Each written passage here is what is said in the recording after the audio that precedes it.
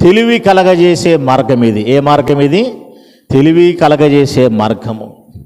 ఎందుకంటే ఆయన తెలివి కలిగిన వాడు, ఆయన జ్ఞానవంతుడు, ఆయన సమస్తమును సృజించినవాడు. 6 దినములలో సమస్తమును సృజించినవాడు. ప్రాణము కలిగిన వాటిని, ప్రాగు జంతువులను, నీరును, సముద్రములను, సూర్యచంద్ర నక్షత్రములను, ఆకాశ మండలములను, తేజో నక్షత్రములను తయారు చేసినటువంటి దేవాతి దేవుడు 6 దినములలో సమస్త సృష్టిని, పక్షులను, పశువులను, ప్రాకు జంతువులను, చెట్లను, విత్తనములను, ప్రతిదీ కూడా ఆయన తయారు చేసిన జ్ఞానవంతుడు.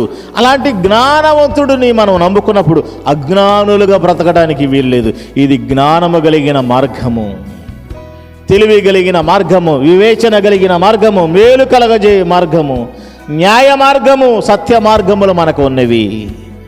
నేనే మార్గము, సత్యము, జీవమని ఒక 3 మాటలలో ఎన్ని మార్గాలు ఉన్నాయో తెలుసా? యెహెజ్కేలు గ్రంథం 18:28లోనైతే న్యాయ మార్గము నేను అక్కడ మనకు సెలవిస్తూ ఉంది. ఇర్మియా 6:16లో మనం చూసుకున్నట్లయితే మేలు కలగజేయ మార్గం అని అక్కడ మనకు సెలవిస్తూ ఉంది. ఇర్మియా 6:16లో, సామెతలు 21:16లో వివేకము కలిగినటువంటి మార్గం అని మనం చదువుకొని ఉన్నాం. సామెతలు 9:6లో తెలివి కలిగిన మార్గం అని మనం చదువుకొని ఉన్నాం. దేవుని బిడ్డలారా, యోహాను 14:6లోనైతే జీవ మార్గమును, నేనే మార్గమును, సత్యమును, జీవమని మనం తెలుసుకొని ఉన్నాం. దేవుని యొక్క మార్గములోనే మనం నడవాలి. మార్గ మధ్యలో నడుచుకుంటూ పోతున్న సందర్భాలలో ఇదిగో దేవుని బిడ్డలు, మా దగ్గర వెండి బంగారాలు లేవు, యేసు నామమే ఉంది. శావుకులైన విశ్వాసులైన ఈరోజు ఏ నామము కలిగి ఉండాలి? యేసు నామమునే కలిగి ఉండాలి.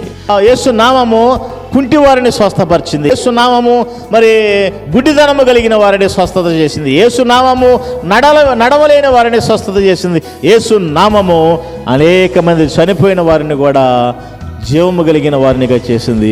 యేసు నామము ముఖ్యంగా పాపములో ఉన్న వారిని రక్షింపచేసేదిగా ఉంది. ఆయన పుట్టిన దగ్గర నుండి ఇప్పటి వరకు కూడా యేసు నామము అనేక మందిని రక్షించింది. ఆయన పుట్టిన దగ్గర నుండి ఇప్పటి వరకు కూడా యేసు నామం అనేక మందిని రక్షించింది. కరుడు కట్టిన వ్యక్తులను మార్చింది, హంతకులను మార్చింది, వ్యభిచారకులను మార్చింది, దొంగలను మార్చింది. ఇది యేసు మార్గము. జైలుకి వెళ్ళి వాక్యం చెప్పినప్పుడు జైలులో ఉన్న వ్యక్తులు కూడా మారు మనసు పొందిన వాళ్ళు చాలామంది ఉన్నారు. రోగులను మార్చింది, హంతకులను మార్చింది. యేసు మార్గము, యేసు జీవము. యేసు ఆయన యొక్క శక్తిని, బలాన్ని మనకు అప్పగించి ఉన్నాడు. కాబట్టి ఇక జ్ఞానము లేని వారై ఉండక బ్రతుకుడి. కాబట్టి ప్రియమైన దేవుని బిడ్డలారా, లేని వారై ఉండక మనం జ్ఞానము కలిగిన వారముగా మనం జీవించాలి ఆయన మార్గములో.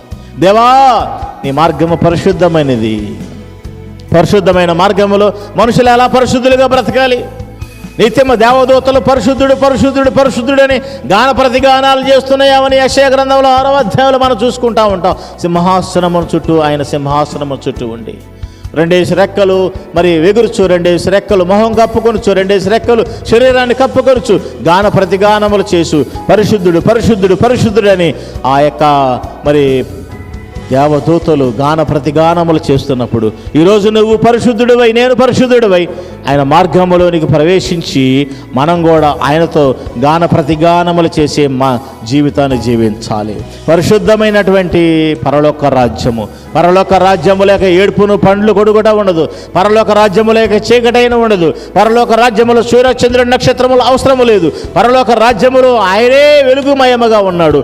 నిత్యము సింహాసనము చుట్టూ ఉండి మనము గాన ప్రతిగానములు చేసేటువంటి వారముగా మనం ఉండాలి ఆ మార్గములో.